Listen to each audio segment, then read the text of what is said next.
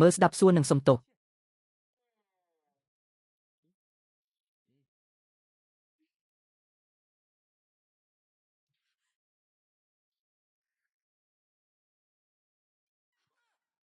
ហេតុអ្វីបានជាអ្នកដោះសម្លៀកបំពាក់ចេញការសង្កេតការស្ដាប់ការសាកសួរនឹងការប៉ះហេតុអ្វីបានជាអ្នកដោះសម្លៀកបំពាក់ចេញតើមានអ្វីខុសជាមួយរាងកាយរបស់ខ្ញុំ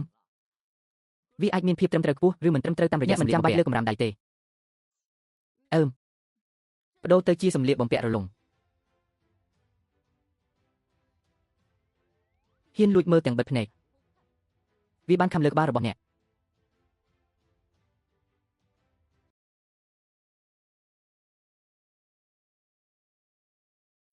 វត្ថុដ៏ប្រណិតបែបនេះ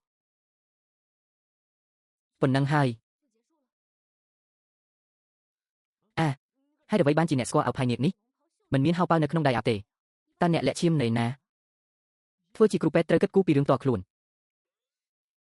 បន្ទាប់មកតើអ្នកកំពុងធ្វើអ្វីអនុញ្ញាតឲ្យខ្ញុំមើល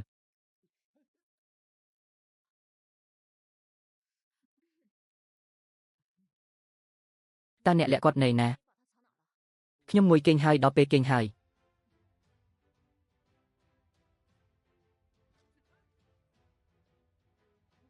តើអ្នកកំពុងធ្វើអ្វីអ្នកមិនចូលចិត្តដេកក្រោមទៅទេ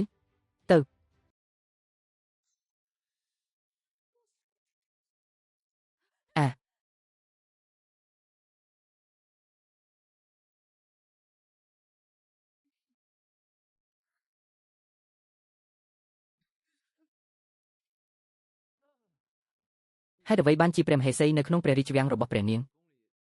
អ្នកកំពុងស្ថិតក្នុងស្ថានភាពនេះនៅទីបំផុតពួកគេថែមទាំងទទួលស្គាល់ការបរាជ័យហើយត្រូវបងប្រាំព្រៀងនោះអាក្រក់ណាស់ល្ងងច្បាស់ណាស់ថាមានជនទី3នៅពីក្រោយរឿងនេះទូហ្វៃ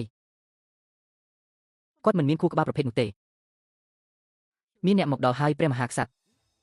មហេសីអធិរាជនីបានបញ្ជូនអ្នកនាងកេឡានឲ្យយកអាហារសម្រន់មកជូនអ្នកអាចទុកវានៅមាត់ទ្វារខ្ញុំនឹងញ៉ាំបន្តិចទៀតមហេសីអធិរាជរបស់អ្នកពួកគេហាក់ដូចជាយកចិត្តទុកដាក់ចំពោះអ្នកខ្លាំងណាស់គាត់តែងតែបែបនេះខ្ញុំនឹងនិយាយវាម្ដងទៀតនេះមិនមានអ្វីតាក់ទងនឹងគាត់ទេវាគ្មានអ្វីទេតើស្រីឆ្កេងញីស្លាប់ហើយឬនៅក្មេងល្ងងស្លាប់ទៅព្រះមហាក្សត្រឲ្យព្រះមហេសីកៅបានយាងទៅផ្សព្វផ្សាយចំណេះដឹងថ្មីដល់ព្រះមហាក្សត្រម្ដងទៀតអ្នកបម្រើនេះគិត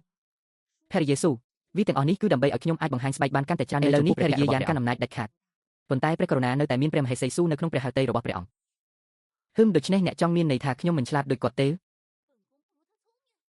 អ្នកបម្រើនឹងមិនផ្លាស់ប្ដូរទេអ្នកបម្រើនេះគ្រាន់តែមានអារម្មណ៍សោកស្ដាយចំពោះព្រះអង្គម្ចាស់ប៉ុណ្ណោះហេតុអ្វីបានជាព្រះមហាក្សត្រមិនសាកល្បងវា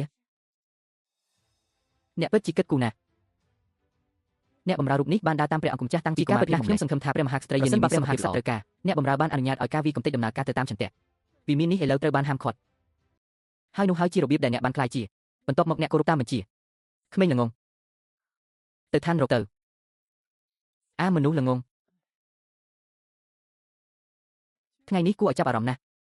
ព្រះមហេសីឈូនិងព្រះមហេសីស៊ូទាំងពីរអង្គមកពីកុសសម្ព័ន្ធហាមឃាត់ត្រូវបានបញ្ជូនទៅក្នុងពេលអង្គុយចុះហើយសាកល្បងវានៅយប់នេះទេ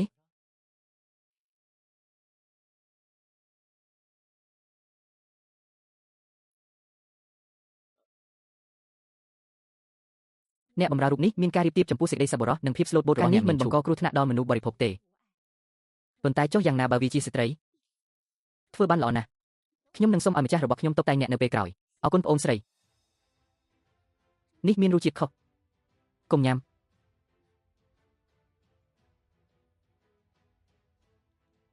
មានរឿងអ្វីរសជាតិមិនល្អទេពោលស្លៀកអាវវែង